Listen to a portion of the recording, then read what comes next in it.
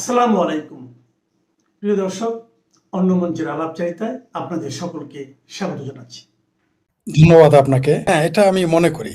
মানে বিএনপি নিবে না, আইন অনুযায়ী নিবে। বিএনপি তো কোনো দল নিষিদ্ধও করতে পারে না, খুলেও মানে কোনো দলকে আপনি আহ, আপনি এমনি আদালতের বাইরে আপনি কিছু বলতে পারেন না, প্রভাব খাটাতে পারেন না, সেটা না হোক বা হ্যাঁ হোক, নিষিদ্ধ হোক বা খুলে দেওয়া হোক, আপনি প্রভাব, কিন্তু তাকে আইনকে নির্দিষ্ট গতিতে চলতে দিতে হবে, সেটা আমি বলেছি। আমার মনে হয় বিএনপি এই শুভবুদ্ধির উদয় হবে। এটা বিএনপির স্বার্থে, গণতন্ত্রের স্বার্থে, বাংলাদেশের স্বার্থে। অবশ্যই আমার মনে হয় বিএনপি এটা মেনে নেবে এবং উঠিয়ে নেবে বিএনপি। আর যদি না নেয়, তাহলে বিএনপি মস্ত বড় একটা ভুল করবে, এবং এই ভুলের খেসারত সবাইকে দিতে হবে, তাদেরকেও দিতে হবে, গণতন্ত্রকেও দিতে হবে, আমাদের দেশকেও দিতে হবে বলে আমি মনে করি। এবং খুব শীঘ্রই এটা করা উচিত। আমার মনে হয় এই মুহূর্তে আওয়ামী লীগের পক্ষ থেকে কাউকে না কাউকে, বা কেউ, আমি আমি যদি এই মুহূর্তে আত্মগোপনে না থাকতাম, হয়তো আমিও আদালতে যেতাম রিট করার জন্য, কোনো উকিলের মাধ্যমে হয়তো করতাম, বা যে কেউ করতে পারে বাংলাদেশের নাগরিক হিসেবে। আর এটা মূলত সম্ভবত এটা আইনগত ব্যাপার আছে, তো আওয়ামী লীগের সদস্য হইতে হবে, আওয়ামী লীগের সদস্যই কেবল এটা করতে পারবে মামলা। তাদেরকে কেউ না কেউ, নেতা কর্মী সদস্য, তারা যে কেউ এটা আদালতে যেতে পারে, এবং আমার মনে হয় বিএনপি এটাকে স্বাভাবিকভাবে নিবে। এবং অবশ্যই বাংলাদেশ আওয়ামী লীগ, ছাত্রলীগ, তাদের ছাত্র সংগঠনের কার্যক্রম এবং বাংলাদেশ আওয়ামী লীগের রাজনৈতিক কার্যক্রম চলার সকল সুযোগ সুবিধা তারা স্বাভাবিকভাবে সেটা করতে দিবে বলে আমি বিশ্বাস করি। সেতুমন্ত্রী এমন একটা ভুল বক্তব্য দিয়েছেন, এটা কিন্তু তার সরকারকে বিপদে ফেলে দিবে। সেই জন্য সম্ভবত আমাদের রফিকুল ইসলাম ভূঁইয়া সাহেব বলেছেন একটু সময় দেন। তাই আওয়ামী লীগের একটু নীরব থাকা উচিত, কারণ সরকারে যখন যাবে, বিরোধী দলের কোনো ভুল নাই, এটা সবসময় মনে রাখবেন। আওয়ামী লীগ যাই করুক, সে ভুল করুক শুদ্ধ করুক, তার কোনো ভুল নাই, কিন্তু সরকারে যখন আপনি থাকবেন, তখন কিন্তু আপনাকে প্রত্যেকটা কাজের কথার হিসাব দিতে হবে। ডক্টর ইউনূসের বিষয় ছিল আলাদা। তিনি ছিলেন আমেরিকান ৪ দেশের নাগরিক, তার বউ এক দেশের নাগরিক, বাচ্চারা আরেক দেশের নাগরিক, তার শ্বশুরবাড়ি একটা হলো রাশিয়া, আরেকটা হলো ভারত। কোনো সমস্যা নাই, তার বিষয় আলাদা। তিনি সেনাবাহিনীর ছত্রছায়া, সেনাবাহিনীর শুধু ছত্রছায়াই না, ম্যাজিস্ট্রেসি পাওয়ারে ১৭ বছর এই দেশের রাজত্ব করে গেলেন। তার বিষয় আলাদা। তাকে কৈফিয়ত দিতে হবে না। কারণ তিনি তো কারো, তার একবার তিনি বলেন তার নিয়োগদাতা হচ্ছে ছাত্ররা। আবার আমরা শুনি তার নিয়োগদাতা আমেরিকা, কখনো শুনি তুরস্ক, কখনো শুনি পাকিস্তান, ইত্যাদি ইত্যাদি। সেটা হোয়াট এভার ইট ইজ, সেটা আমরা ওই বিষয়টা আলোচনা করতে চাই না। কারণ মরা, মানে যে ঘোড়া মারা গেছে তাকে নিয়ে আর এই মুহূর্তে আলোচনা করতে রাজি না। বরং এই বুইড়া ঘোড়া কিভাবে ১৭-১৮ মাস যে ঘোড়া চালাইলো, মানে রাস্তায় চললো, এটাই আমার কাছে অবাক করে। এটা কিন্তু আপনি একটু আগে বলেছিলেন যে আওয়ামী লীগের এটা ব্যর্থতা কিনা বা আওয়ামী লীগের দৈন্যতা কিনা। এই ১৭ মাস এই ডক্টর ইউনূসের ঘোড়া দৌড়ানো কিন্তু এটা বিএনপি, আওয়ামী লীগ সহ বাংলাদেশের সকল রাজনৈতিক দলের দৈন্যতা। এটাও কিন্তু সত্য। ডক্টর ইউনূস ১৭ মাস ক্ষমতায় থাকা মানে বিএনপির গালে চপেটাঘাত, আওয়ামী লীগের গালে চপেটাঘাত, বাংলাদেশের গণতন্ত্রের গালে চপেটাঘাত, বাংলাদেশের বামপন্থী, সেটা চিঙ্কু বলেন আর মিঙ্কু বলেন, ভালো বলেন মন্দ, সবার গালে চপেটাঘাত। আমি জামাতকে কোনো রাজনৈতিক দল মনে করি না, তাই আমি তার কথা বলতে রাজি না। কারণ হলো যে জামাত এই দেশে আমি কোনো রাজনৈতিক দলই মনে করি না। আমি মনে করি তারা হচ্ছে পাকিস্তানের বি টিম হয়ে কাজ করে। তাই তাদের আমি এই প্রসঙ্গটা আনলাম না। এটা জাতীয় পার্টির জন্য চপেটাঘাত ছিল। কারণ যারা রাজনৈতিক দল করে, যারা গণতন্ত্রে বিশ্বাস করে, সেই সকল শক্তির গালে চপেটাঘাত ছিল এই ১৮ মাস ডক্টর ইউনূসের ঘোড়া দৌড়ানো। সেটা অন্য প্রসঙ্গে। আমরা এবার যোগাযোগ মন্ত্রীর কথায় আসি। আপনার বোধহয় মনে আছে, এর আগেও বিএনপির এক নেতা বলেছিলেন, ভিডিও ভাইরাল হয়েছিল, কয় কারো কাছে টাকা নেওয়া চাঁদাবাজি না, মানুষ তো স্বেচ্ছাই দেয়। ব্যবসা করলে কি কমিশন দিবেন না? ব্যবসা করলেন ১,০০,০০০ টাকার ৫,০০০ টাকা দিলেন, ওটা চাঁদা না, আপনার মনে থাকার কথা। এরকম কিছু বলেছিল বিএনপির এক নেতা। আপনারা জানেন যে বিএনপি কে অলরেডি জামাত এবং চরমনাইয়ের পীর ছেঁচড়া চাঁদাবাজ বলে গালাগালি করেছে, এবং রেস্টলেস কন্টিনিউয়াসলি গালাগালি করে চলেছিল এই চরমনাইয়ের পীর। আর বিএনপি আর জামাতের বট বাহিনী, শিবিরের বট বাহিনী বিএনপিকে চাঁদাবাজ বলে গালি দিত। এটা আপনারা শুনেছেন। ক্ষেত্র বিশেষ খোদ জামাতের নেতারাই বলতো যে চাঁদাবাজদের ভোট দিয়েন না, এবার যে স্বৈরাচার চলে গেছে, চাঁদাবাজকে ভোট দিয়েন না। নিশ্চয়ই সেটা বিএনপিকে বলেছিল। সড়ক পরিবহন মন্ত্রী যে কথাটা বলেছে, আপনি বললেন, আপনি বিশ্বাস করেন, এটা যদি আপনি না বলতেন আমি বিশ্বাস করতাম না। আমি ফটো কার্ডে দেখেছি, কিন্তু আমার বিশ্বাস হয় নাই যে এটা বলতে পারে একজন দায়িত্বপ্রাপ্ত, মানে এক শুক্রবার পার হয় নাই, মানে এক সপ্তাহ পার হয় নাই তার ক্ষমতায় নেওয়া, তিনি এই কথাটা বলার মধ্যে কি বললেন?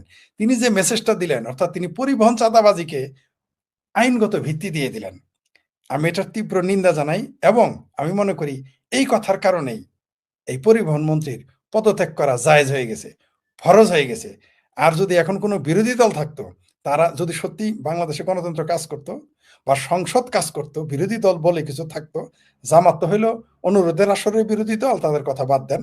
যদি প্রকৃত বিরোধী দল থাকতো তাহলে কিন্তু আর সংসদ থাকতো, তাহলে কিন্তু অবস্থা খারাপ হয়ে যেত এই মন্ত্রীর, আপনি টিকিয়ে রাখতে পারতেন না। এটা যদি আওয়ামী লীগের কোনো পরিবহন মন্ত্রী এই কথা, কোনো নেতাই কথা বলতো, আমিও সেটা তীব্র প্রতিবাদ জানাই। অনেকে আবার বলতে পারেন বিএনপি বলে প্রতিবাদ না, একজন পরিবহন মন্ত্রী এই কথা বলতে পারে না। এটা যদি এই যে আমাদের মাসুদ আলম ভাইও যদি বা রেজল ভুইয়া সাহেবও যদি ক্ষমতায় থাকতেন এবং এটা বলতেন, আমি তার তীব্র প্রতিবাদ জানাইতাম। কারণ হচ্ছে এটা কোনো মন্ত্রীর বক্তব্য হতে পারে না, এটা কোনো জনপ্রতিনিধির বক্তব্য হতে পারে না।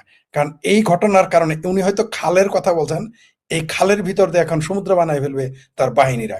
মূলত এই পরিবহন চাঁদাবাজ, এটা একটা নির্দিষ্ট কয়েকটা মানুষের ভাগে যায়। আমরা জানি যে পরিবহন চাঁদা যারা ক্ষমতায় থাকে তাদের ভাগে চলে যায়, কিঞ্চিত চলে যায় প্রশাসনের কাছে, কিঞ্চিত। কিন্তু বেশিরভাগ, সিংহভাগ 90%ই নেতা, যারা যারা নেতা থাকেন, যে দল তখন সরকারে থাকেন, তারা এগুলো নিয়ে নেন। আসলে এটা না শ্রমিকের কল্যাণে ব্যয় হয়, না এটা জনগণের জন্য ব্যয় হয়। তাই আমি মনে করি তার এই বক্তব্য প্রত্যাহার করা উচিত। তাকে প্রথমে, তিনি যদি গণতন্ত্রে বিশ্বাস করেন, তাহলে প্রথমে তাকে এটা ক্ষমা চাইতে হবে নিঃশর্ত, ভুল হয়েছে বলতে হবে। তারপরে ভবিষ্যতে এই ধরনের কথা বলবেন না বলতে হবে, তা না হলে তাকে পদত্যাগ করতে হবে। এবং আমি মনে করি এটা বিএনপির উচিত তাকে, বা তার সংসদ, পুরো সংসদ এবং বিএনপির কেন্দ্রীয় নেতা যারা, তাদের উচিত তাকে সতর্ক করা, এই ধরনের বক্তব্য যেন না দেয়। আমি আগে ওই যে ভুইয়া সাহেবের একটা প্রশ্ন উত্তর দেই। মানে আসলে আমি বুঝতে পারি নাই, আপনি তো জানেন আমি অসুস্থ ছিলাম আর ব্যস্ত, যার জন্য অনেক নিউজ জানি না। আপনি ওইটা বলেছেন যে প্রথমে সে বলেছে, পরে আবার সেটার ব্যাখ্যা দিয়েছে, মানে চরি পে চরি, পরিবহন মন্ত্রী শেষে সিনা জড়িয়ে দেখাইছে, তাহলে তার পদত্যাগ চাওয়া ছাড়া আর কোনো বিকল্প নাই। আমি ভেবেছিলাম তিনি প্রথমে বলেছেন, পরে আর ওইটা বলেন নাই। আমি বুঝতে পারি না, আমি দুঃখিত। আমি আপনার সাথে একমত, তাহলে তার আর কোনো সুযোগই নাই এই মন্ত্রণালয়ে থাকার।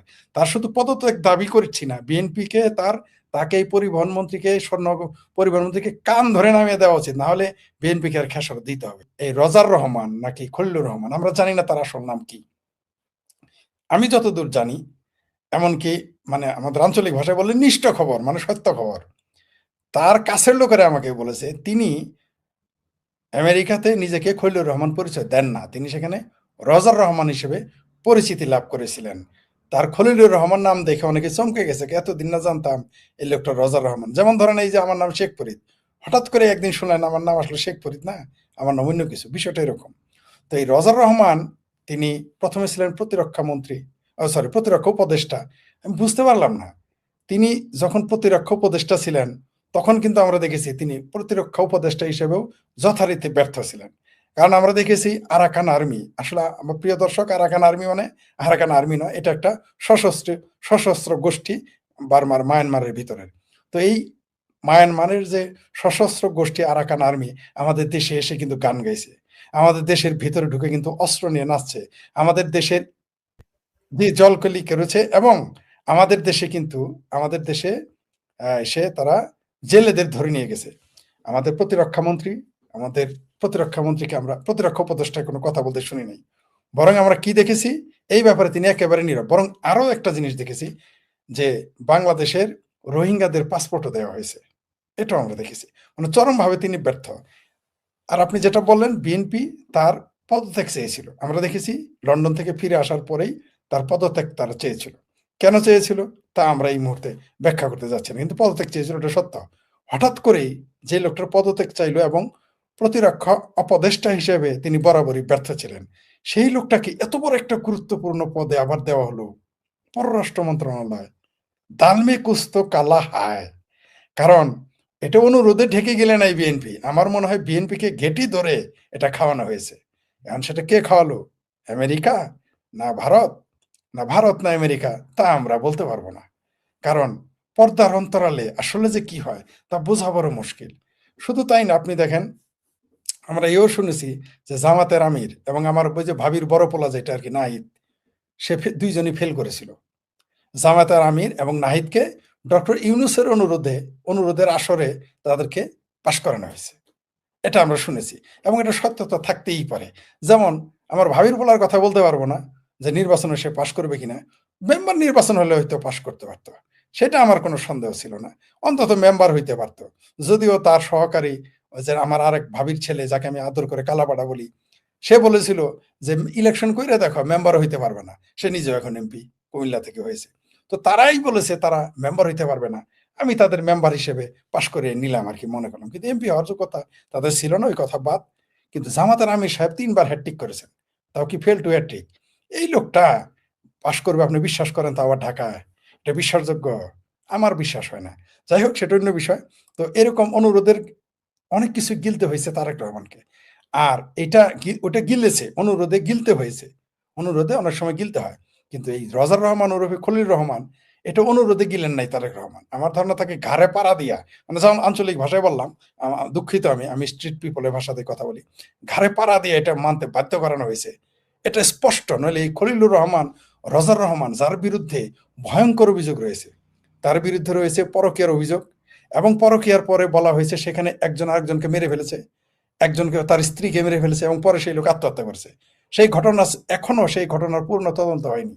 সেই লোকটা শুধু তাই না, সে যদি নির্দোষ হইতো একটা কথা ছিল, সে পালিয়ে গিয়েছিল এই ঘটনা করে। হঠাৎ করে রাতে একদিন এই খৈলুর রহমান পালাই গেল, তখন তিনি সম্ভবত কোনো একটা দায়িত্বে ছিলেন, সরকারি কোনো পদে দায়িত্বে ছিলেন, সেখান থেকে তিনি পালাই গেলেন।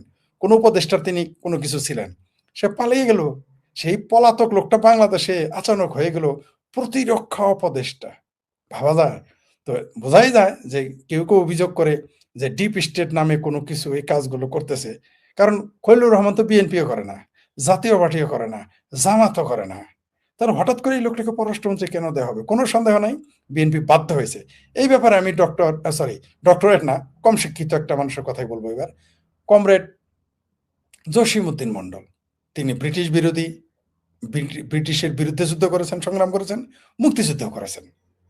কমরেড জসিমউদ্দিন মন্ডল বলতেন যে পৃথিবীর পরাশক্তিদের কথা ছাড়া, বিশ্বব্যাংকের কথা ছাড়া, আইএমএফ এর কথা ছাড়া তৃতীয় বিশ্বের কোনো নেতা নেত্রীর বাবার ক্ষমতা নাই যে তারা ক্ষমতায় থাকে।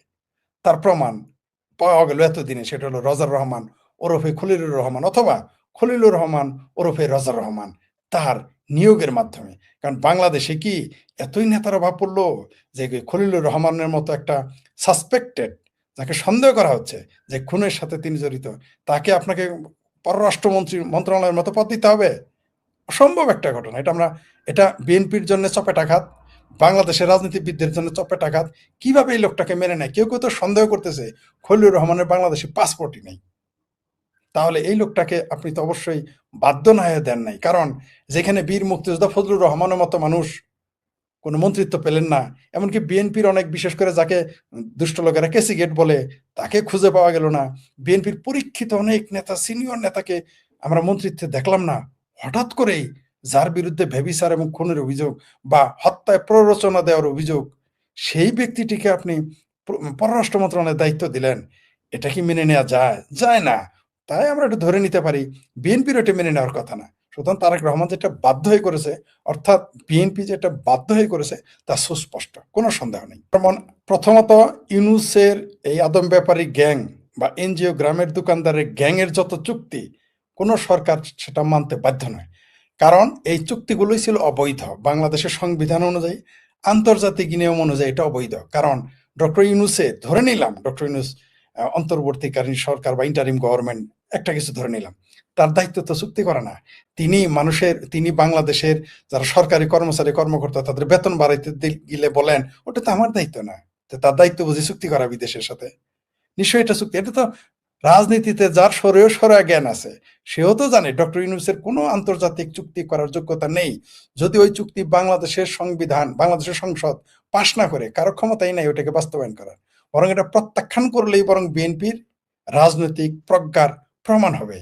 আর আপনি যেটা বললেন যে এটা করতে পারবে কিনা বিএনপির এটা মেরুদণ্ড কতটুকু শক্ত তার উপর নির্ভর করে। আমরা দেখেছি আমার ভাবির পোলাদের ভেস্কি দেখলেও বিএনপি নেতারা ভয় পাইতো, তাদের বিরুদ্ধে কথা বলতে পারতো না। আমরা দেখেছি চরমনায়ের পীরের ভেস্কিতেও বিএনপি কথা বলতে ভয় পাইতো, কথা উত্তর দিত না। সুতরাং ট্রাম্পের ভাষায়, ট্রাম্পের সিটিতে তো ভয় পাবেই। তবে ট্রাম্প একজন বেনিয়া, তিনি একজন ব্যবসায়ী, তাকে আমরা যত উন্মাদী বলি, তিনি কিন্তু জাতে মাতাল, তাহলে ঠিক। আমরা ট্রাম্পকে যতই আমাদের ভাষায় বা অন্য দেশের জন্য তিনি নিন্দনীয় হতে পারেন, অন্য দেশের জন্য বিপজ্জনক হতে পারেন, তিনি কিন্তু দেখেন আপনি, তাকে আমরা উন্মাদ বলি, সমালোচনা করি, তিনি কিন্তু তার নিজের দেশের স্বার্থ রক্ষার্থে তিনি কিন্তু সব করে যাচ্ছেন। এই চুক্তি বৈধ হোক অবৈধ হোক, আবার দেখেন তারেক রহমান সেটা মনে করিয়ে দিচ্ছে আবার। আর এতে বোঝা যায় যে রজার রহমানকে যে তারাই বসিয়েছে তার প্রমাণ হলো যে আবার চিঠিতে বারবার ব্যবসায়ের কথা মনে করে দেওয়া। যে তারেক রহমান আমার ভাবির পোলা এনসিপি গ্যাং বৈষম্য বিরোধী চরমনের পিঠ দেখে ভয় পায়, তিনি তারেক রহমান যে বা বিএনপি যে ডোনাল্ড ট্রাম্পের মতো একজন মহাপরাক্রমশালী দেশের এবং পরাশক্তি, তার বিরুদ্ধে যেতে পারবেন বলে আমার মনে হয় না।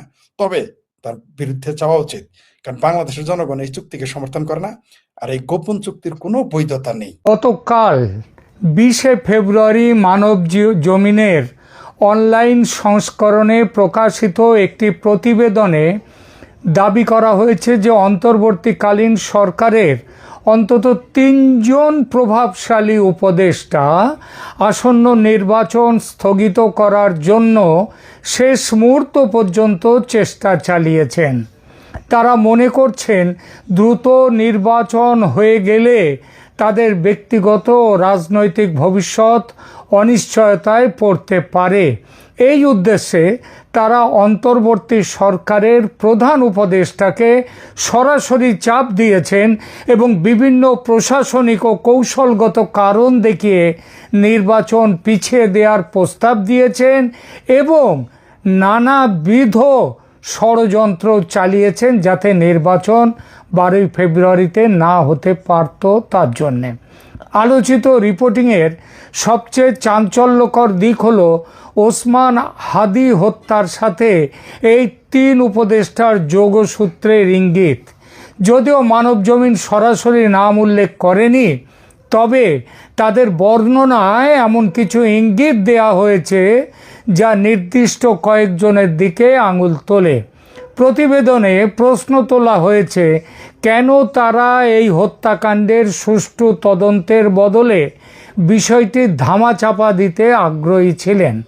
সন্দেহ করা হয়েছে নির্বাচিত সরকার ক্ষমতায় এলে এই হত্যাকাণ্ডের বিচার বিভাগীয় তদন্ত পুনরায় শুরু হতে পারে, যেখানে তাদের সরাসরি যোগাযোগ বা সম্পৃক্ততা বা দায়িত্বে অবহেলার প্রমাণ বেরিয়ে আসার ভয় রয়েছে।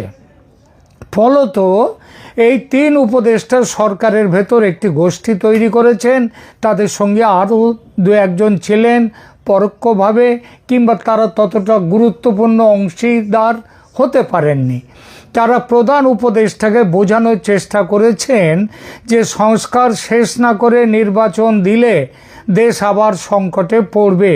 তবে রাজনৈতিক বিশ্লেষকরা মনে করছেন সংস্কারের আড়ালে তারা মূলত নিজেদের সুরক্ষা নিশ্চিত করতে চেয়েছিলেন। এই রিপোর্টিংয়ের ফলে রাজনৈতিক দলগুলো ও সাধারণ মানুষের মধ্যে পূর্বতন অন্তর্বর্তী সরকারের নিরপেক্ষতা নিয়ে বড় ধরনের আস্থার সংকট তৈরি হয়েছে। বিএনপি, জামায়াত সহ অন্যান্য প্রধান দলগুলো, যদিও জামায়াত তারা নিজেরাই এই ব্যবস্থার সঙ্গে জড়িত, এই প্রচেষ্টার সঙ্গে, তবে বিএনপি এই প্রতিবেদনের পর সোচ্চার হয়েছে। হাদি হত্যা নিয়ে যে প্রশ্ন তোলা হয়েছে তা নিয়ে এখন রাজপথে এবং সামাজিক যোগাযোগ মাধ্যমে তীব্র প্রতিক্রিয়া দেখা দিচ্ছে। অনেকেই দাবি করছেন এই 3 উপদেষ্টার নাম প্রকাশ করে তাদের বিরুদ্ধে আইন অনুযায়ী ব্যবস্থা না হোক, কিংবা ব্যবস্থা নেওয়া হোক, বা তাদের বিরুদ্ধে বিচার শুরু হোক, তদন্ত শুরু হোক। সংক্ষেপে মানবজমিনের এই প্রতিবেদনটি মূলত অন্তর্বর্তীকালীন সরকারের ভেতরের ক্ষমতার লড়াই এবং বিচারহীনতার সংস্কৃতি বজায় রাখার চেষ্টার একটা চিত্র ফুটিয়ে তুলেছে। এটা ইঙ্গিত দেয় যে সংস্কারের দোহাই দিয়ে নির্বাচনের বিলম্ব ঘটানো শুধুমাত্র রাজনৈতিক কৌশল নয়, বরং অনেক ক্ষেত্রে তা অপরাধ থেকে বাঁচার একটি বর্ম হিসেবে ব্যবহারের উদ্দেশ্যে। একজন গোয়েন্দার চশমা দিয়ে দেখলে মানব জীবনের এই রিপোর্টিংটি কেবল একটি সংবাদ নয়, বরং এটি একটি পলিটিক্যাল থ্রিলারের যেন ব্লু প্রিন্ট। 20শে ফেব্রুয়ারি 2026-এর এই বিস্ফোরক প্রতিবেদনটি বিশ্লেষণ করলে প্রথমেই যে প্রশ্নটি মাথায় আসে সেটা হলো, এই রিপোর্টিংয়ে আদৌ কি কোনো বাস্তবতা আছে, নাকি এটা একটা স্রেফ উইচ হান্ট, 24-এর অভ্যুত্থানের নেতাদের কলঙ্কিত করার উদ্দেশ্যে এটা একটা অপপ্রচার মাত্র? এটাই কি? এই প্রশ্নের উত্তরে বলতে হয়, নির্বাচনের দিন নিয়ে যেভাবে মোহাম্মদ ইউনূস বারবার নিজের কথার পরিবর্তন করেছেন, তাতে মনে হওয়া স্বাভাবিক যে তার ওপর কোনো বড় চাপ ছিল, যার জন্য নির্বাচনের দিনক্ষণ বারবার পাল্টেছেন তিনি। এমন সম্ভাবনা সেই প্রথম থেকে মানুষের মনে ছিল। এখন এই রিপোর্টিং সেই ধারণা অনেকটাই সত্যি প্রমাণ করল। যে 3 উপদেষ্টা এই ষড়যন্ত্রের মূলে ছিল, তারা দেশকে অশান্ত করে নিজেদের চক্রান্ত সফল করার চেষ্টায় ছিল। এই লক্ষ্যেই হাদি হত্যা, এই লক্ষ্যে মব সন্ত্রাস, এই লক্ষ্য পূরণে ডেইলি স্টারের আর প্রথম আলো পত্রিকার ভবনে আক্রমণ, তার পুড়িয়ে দেয়া। আরও একটু এগিয়ে বলা যায়, 24 জুলাইয়ের পরিবেশ দেশে আবার ফিরিয়ে আনতে অ্যান্টি ইন্ডিয়া নতুন ঢেউ তোলার জন্য সংখ্যালঘু হিন্দুদের ওপর নতুন করে আক্রমণের ছক এই কারণেই তৈরি। ক্রিকেট নিয়ে যা হলো দেশে, সেটাও এই চক্রান্তের অন্যতম হাতিয়ার। সুতরাং বলতেই হয়, মানব জমিনের রিপোর্ট সরকারের মধ্যে থাকা উপদেষ্টা সহ সরকারের অত্যন্ত ঘনিষ্ঠদের একটা দল, যারা যে কোনোভাবে ক্ষমতা আঁকড়ে থাকতে চেয়েছিল। এই যে অভিযোগ, এটা শুধু সত্যি নয়, ভীষণভাবে সত্যি। অতএব আসা যাক পরের প্রশ্নে। এই 3 উপদেষ্টা কারা? এটা একটা প্রশ্ন, এবং সেই সাথে আরও প্রশ্ন যার একটা ইঙ্গিত আছে মানব জমিনের এই প্রতিবেদনে, যদিও সরাসরি বলা নেই।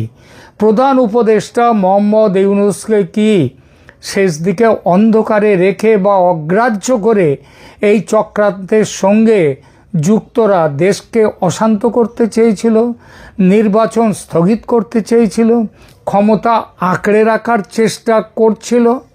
প্রথমে কে এই 3 উপদেষ্টা?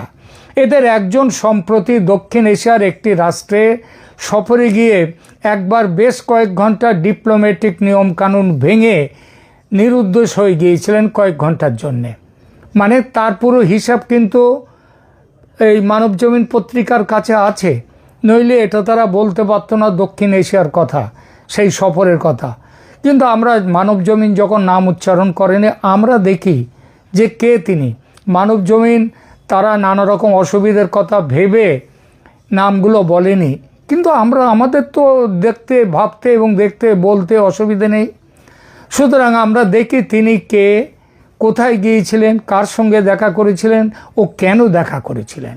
মানবজমিন বলছে, নির্বাচন যাতে 12 ফেব্রুয়ারি না হয়, যাতে পিছিয়ে যায়, সেই উদ্দেশ্যেই তিনি কারোর সঙ্গে দেখা করতে গিয়েছিলেন।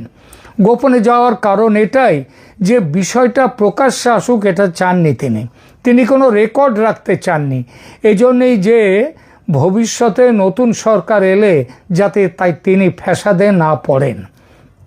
গত 3-4 মাসে কোন উপদেষ্টারা বিদেশ সফরে গিয়েছেন সেগুলো আমি দেখলাম। বিশেষ করে দক্ষিণ এশিয়ার কোনো গুরুত্বপূর্ণ দেশে কে গিয়েছিলেন, কোন উপদেষ্টা? এমন 2টো দেশের নাম যারা গুরুত্বপূর্ণ দক্ষিণ এশিয়ায় দেশ হিসেবে যাদেরকে ধরা যায়। এই 2টো দেশ দেখুন, থাইল্যান্ড আছে, নেপালের কথা বলা যায়, সেখানেও গেছেন কেউ। কিন্তু প্রশ্নটা সেটা নয়, প্রশ্নটা হচ্ছে গুরুত্বপূর্ণ দেশ। এই গুরুত্বপূর্ণ বলতে হচ্ছে ভারত ও পাকিস্তান। এই দুই দেশে কয়েক মাসের মধ্যে সফর করেছেন, গত কয়েক মাসের মধ্যে। কে? 1, খলিলুর রহমান, জাতীয় নিরাপত্তা উপদেষ্টা, তিনি ভারতে গিয়েছিলেন। এবং 2, ভারতে গিয়েছিলেন তিনি কলম্বো সিকিউরিটি কাউন্সিলের মিটিংয়ে যোগ দিতে। এবং এটা শুধু ভারত নয়, এটা আমেরিকা সহ পৃথিবীর আরও অনেকগুলো, আরও এই কলম্বো সিকিউরিটি কাউন্সিলের মেম্বাররাও তার মধ্যে ছিল, এবং বাংলাদেশও তার মধ্যে আছে। সুতরাং তিনি গিয়েছিলেন সরকারি একটা আন্তর্জাতিক মিটিংয়ে যোগ দিতে। আর দ্বিতীয় যিনি, তার নাম হচ্ছে সৈয়দা রিজওয়ানা হাসান। তিনি কোন দপ্তরের? তিনি হচ্ছেন পরিবেশ জলসম্পদ দপ্তরের উপদেষ্টা। তো পাকিস্তানে পরিবেশ নিয়ে যাওয়ার তার কি কারণ বোঝা যায় কি? আর জল সম্পদ পাকিস্তানে তার কি কাজ? তবু তিনি পাকিস্তানে গেছেন। এদের মধ্যে রিজওয়ানা হাসান, তাকেই আমরা মনে করি যে তিনি হচ্ছেন এই উপদেষ্টা মণ্ডলী, যে 3 উপদেষ্টার কথা বলা হচ্ছে তাদের প্রথম জনটি তিনি। কারণ ভারত কোনো উপদেষ্টার সঙ্গে নির্বাচন বন্ধ করা নিয়ে কোনো গোপন আলোচনায় যাবে না। কারণ ভারত নির্বাচন চাইছে এবং বলছে সেটা ইনক্লুসিভ নির্বাচন হতে হবে। ভারত তার জন্যে নির্বাচন বন্ধের কথা ভারত কোনোদিন বলেওনি, আর সেই দাবিও করেনি। দাবি করলে ওই তারেক রহমানের সাথে গত 1 বছর ধরে যোগাযোগ করে তাকে দেশে ফিরিয়ে নিয়ে আসতো না ভারত। সুতরাং ভারত নয়, তাহলে কে? যে পাকিস্তান হতে পারে। অতএব নির্দ্বিধায় বলা যায় 3 উপদেষ্টার একজন রিজওয়ানা হাসান, সৈয়দা রিজওয়ানা হাসান, যিনি পাকিস্তান সফরে গিয়েছিলেন। আবার তিনি পাকিস্তানে গিয়ে কয়েক ঘন্টার জন্যে নিরুদ্দেশ হয়ে গিয়েছিলেন। তিনি কোথায়? পাকিস্তানে যে হাইকমান্ড, এই ভারতের, এই বাংলাদেশের যে হাই কমিশন, তারাও তাদেরকে না জানিয়ে তিনি উধাও হয়ে গিয়েছিলেন। দ্বিতীয় জনের নাম, দ্বিতীয় উপদেষ্টা কাকে সন্দেহ করা যায়? তার নাম আসিফ নজরুল। কেন? ক্ষমতা চলে গেলে সবচেয়ে বড় ফ্যাসাদে যে উপদেষ্টা 2-3 জন আছেন পড়বেন, তাদের মধ্যে প্রথম নাম হচ্ছে এই উপদেষ্টা আসিফ নজরুলের। ইনি অন্তর্বর্তী সরকারের তাত্ত্বিক গুরু ছিলেন, তাত্ত্বিক গুরু। ওই সরকারের যত অপকর্ম তার মূল মস্তিষ্ক এই আসিফ নজরুল। অতি সম্প্রতি ভারত বিরোধী হুঙ্কার দিয়ে যে ক্রিকেট কেলেঙ্কারিতে জড়িয়ে বিশ্বকাপ থেকে বেরিয়ে গেল বাংলাদেশ, তার মূল কুচক্রী কিন্তু এই আসিফ নজরুল। কি ছিল তার উদ্দেশ্য? যাতে ওই ক্রিকেটের হাঙ্গামা নিয়ে বাংলাদেশের রাজপথ অশান্ত হয়, নির্বাচন পিছিয়ে যায়। কিন্তু সেটা হয়নি। এছাড়া আরও আছে হাদি হত্যার চক্রান্ত, ও তার পরবর্তী পর্যায়েও আসিফ নজরুলের বড় ভূমিকা আছে।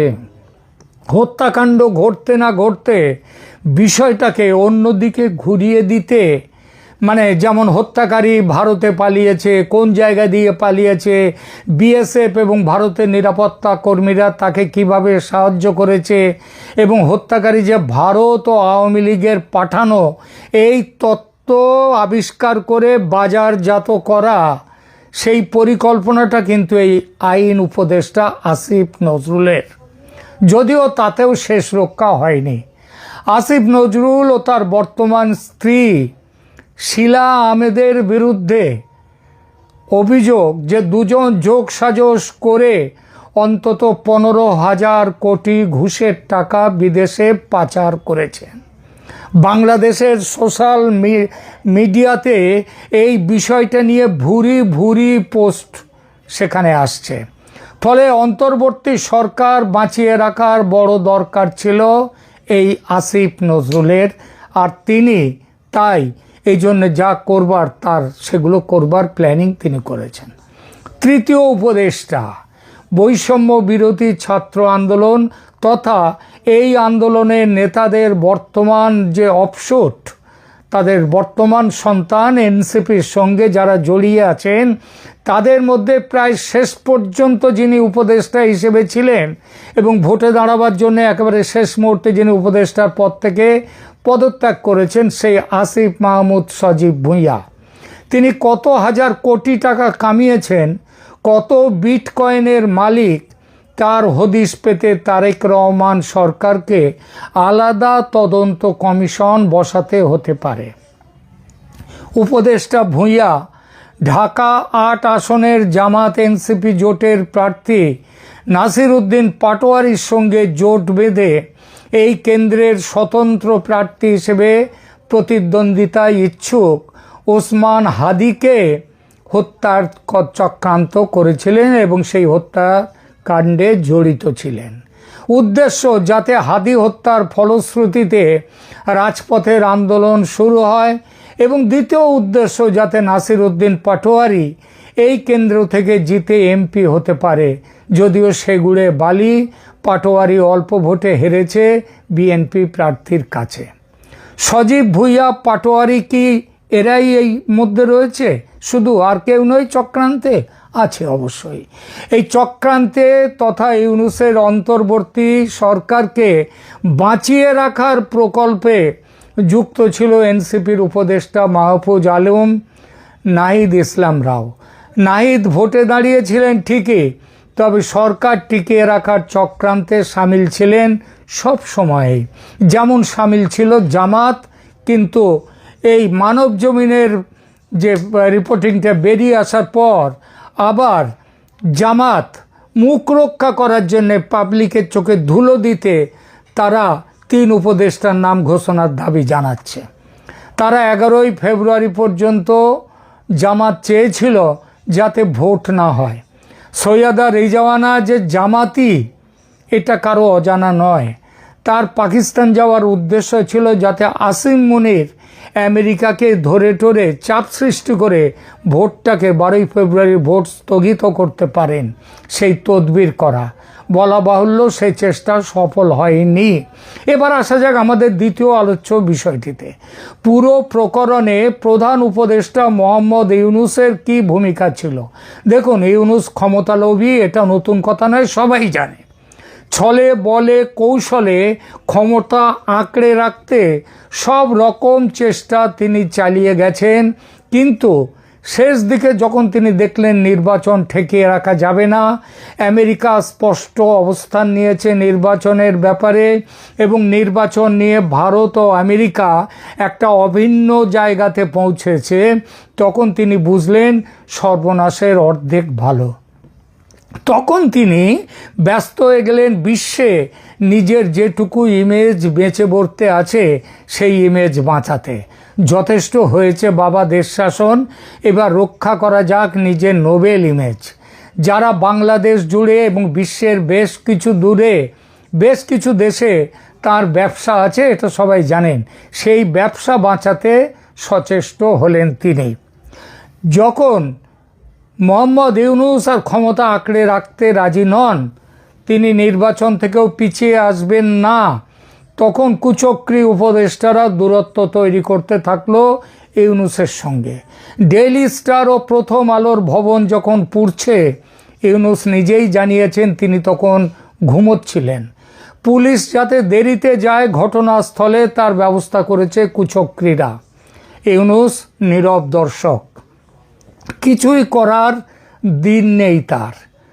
সরকারের শেষের দিনগুলোতে ইউনূসের শরীরী ভাষা, তার মুখ চোখ লক্ষ্য করেছেন কেউ?